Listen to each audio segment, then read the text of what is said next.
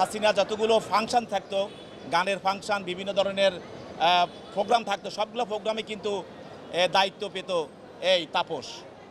আজকে তার বিরুদ্ধে একটি মামলায় তদন্তকারী কর্মকর্তা গুলশান থানা একটি হত্যা প্রচেষ্টা মামলায় তাকে গ্রেপ্তার দেখার জন্য আবেদন করেন। এই মামলার বিষয়টা খুবই হৃদয়বিদারক।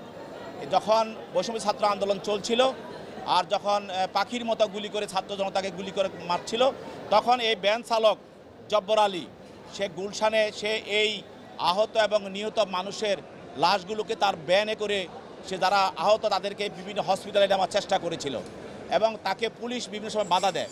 আওয়ামী যুবলীগের তাকে বাধা দেয়, সে বাধাটা অপেক্ষা করে সেই কাজটা করতেছিল। এক পর্যায়ে সে যখন তাদের কথা শুনছিল না, তখন তাকে গুলি করে। তো ভাগ্যবশত তার গুলিটা তার পায়ে লাগে, সে আহত হয়।